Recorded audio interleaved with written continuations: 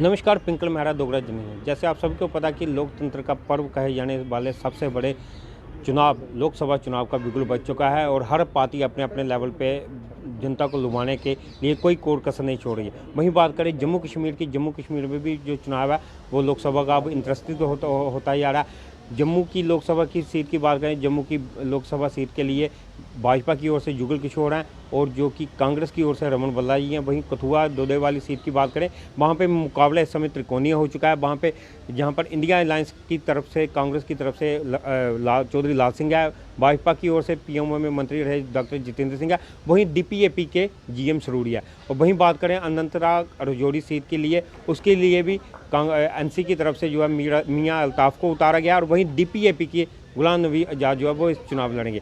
वहीं बात करें जम्मू इकाई की, जो कि शिवसेना बाला साहब उद्धव ठाकरे की थी, मनीष सानी, वो इस समय हमारे साथ मौजूद है। सानी साहब, आप इंडिया अलायंस का हिस्सा भी हैं। आपने जम्मू कश्मीर में जो इंडिया अलायंस के खासकर जम्मू की 2 सीटों पर जो प्रत्याशी हैं उनसे आप मिलकर आए हो और उनसे आपने मिलकर किन विषयों पर बात की और किस विषयों को आप साझा करना चाहेंगे? देखिए, पहले तो बता दूं कि इंडिया गठबंधन का शिवसेना यूबीटी जो है मुख्य घटक दल है। बिल्कुल हाई कमांड से हमें जैसे निर्देश मिले थे, क्योंकि हमारी पूरी तैयारी थी लोकसभा चुनावों में भी अपने प्रत्याशी उतारने की, मगर हमारे हाई कमांड का और गठबंधन दल का जो है धर्म कहता है कि हम जो है इंडिया अलायंस को जो इंडिया अलायंस के प्रत्याशी खड़े हैं उनको समर्थन दे। तो बिल्कुल उसको फॉलो करते हुए हमने जम्मू संभाग से कांग्रेस के दोनों प्रत्याशी जो है जम्मू सीट से रमन भल्ला जी और उधर से चौधरी लाल सिंह जी को जो है समर्थन भी दिया है, उनसे निजी तौर पर मुलाकात भी की है। मगर ये समर्थन हमने जन आकांक्षाओं की शर्तों पर आधारित है। हमारे संकल्प जो हमने लिया था लोगों के लिए काम करने का, उस संकल्प को पूरा करने पर आधारित है। उस संकल्प के मैं कुछ बातें आपको बता भी देता हूं। हाँ, उनके साथ हमारा पूरा जो है इस पर विचार विमर्श हुआ है। जैसे पूरी आवाम जम्मू कश्मीर की इस समय परेशान है, वो चाहती है कि जम्मू कश्मीर को राज्य का दर्जा लौटाया जाए। और बिल्कुल सबसे पहला हमारा यही मांग है कि जब आप जीतेंगे, आप सांसद बनेंगे, आप पार्लियामेंट में जाएंगे, तो सबसे पहला मुद्दा जम्मू कश्मीर का आप हल करेंगे कि जम्मू कश्मीर को पूर्ण राज्य का दर्जा दिया जाएगा। देखिए, इसके साथ ही हमारी संस्कृति, पहचान, भाषा को लेकर जो है बहुत सारे लोग इस समय भ्रमित रहते हैं। हमें ऐसा एहसास होता है कि कहीं ना कहीं बाहरी लोगों की भागीदारी यहाँ पर बढ़ती जा रही है, तो हमारी संस्कृति, पहचान, भाषा पर जो है वो प्रहार किया जा रहा है। जैसे इसका एक उदाहरण है जम्मू दूरदर्शन चैनल। जम्मू के अंदर ही सौतेला व्यवहार है कि जम्मू दूरदर्शन चैनल को जो है वो ख़त्म करने का प्रयास किया जा रहा है। तो हमारी मांग है कि जम्मू दूरदर्शन को 24/7 डिजिटल चैनल में तब्दील किया जाए, इसको शुरू किया जाए, ताकि हमारे कलाकारों को, भाषा को, संस्कृति को जो है वो बढ़ावा मिलता रहे, उसको प्रोत्साहन मिलता रहे। इसके साथ साथ ये आपने देखा है कि स्वास्थ्य सुविधाओं का जम्मू कश्मीर में बहुत अभाव है। और जम्मू राष्ट्रीय राजमार्ग की बात करें तो शायद ही किसी डिस्ट्रिक्ट के अंदर प्रॉपर सुविधाओं से लैस ट्रॉमा सेंटर है। तो हमारी मांग है सुविधाओं को बढ़ाया जाए और हर जिला स्तर पर जो है ट्रॉमा सेंटर जो है वो खोले जाएं, क्योंकि आंकड़े डराते हैं जो सड़क दुर्घटनाओं के आंकड़े हैं।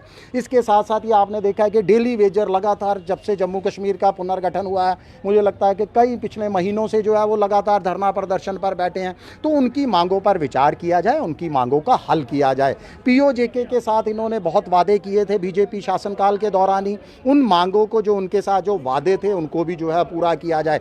कश्मीरी पंडित भाई जो पिछले कई दशकों से 3.5 दशक हो चुके हैं, एक अरसा होता है 35 साल, जो अपने ही देश में, अपने ही राज्य के अंदर विस्थापिता का जीवन व्यतीत कर रहे हैं, उनकी सुरक्षित घाटी वापसी कराई जाए। मेट्रो और बीजेपी के ही एक सांसद ने, आपको याद होगा कि पिछले अपने शासन का कार्यकाल के दौरान जो है एक बड़ा अटपटा सा बयान दिया था, काफ़ी लोग हंसी वाला बयान था कि जम्मू के अंदर जो है वो मेट्रो शुरू हो चुकी है।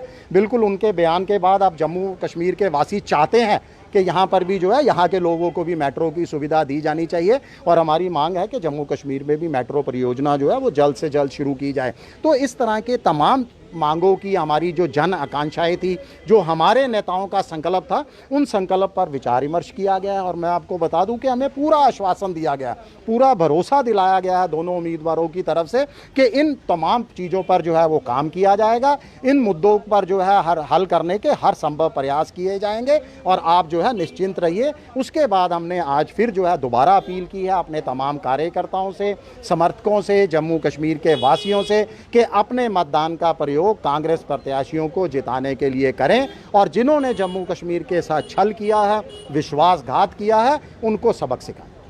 तो ये थे मनीष सानी जी, जिनका साफ तौर पे कहना था हमारे जो इंडिया अलायंस के दोनों प्रत्याशी हैं उनके साथ इन बिंदुओं पर चर्चा हुई है और चर्चा के बाद उनसे ये आश्वासन लिया गया है कि अगर वो जीतकर पार्लियामेंट में जाते हैं तो इन जो विषय है इन विषयों को वो पार्लियामेंट में रखेंगे, जनता से जुड़े हुए इन विषयों को पार्लियामेंट में रखेंगे और इनको जल्द से जल्द इनका हल करवाने का जो प्रयास करेंगे। अब आप सब लोगों की इस पर क्या राय है, अपनी राय कमेंट्स बॉक्स में दीजिएगा। इस तरह के और अपडेट के लिए यही देखते रहिए डोगरा जर्नलिस्ट न्यूज़।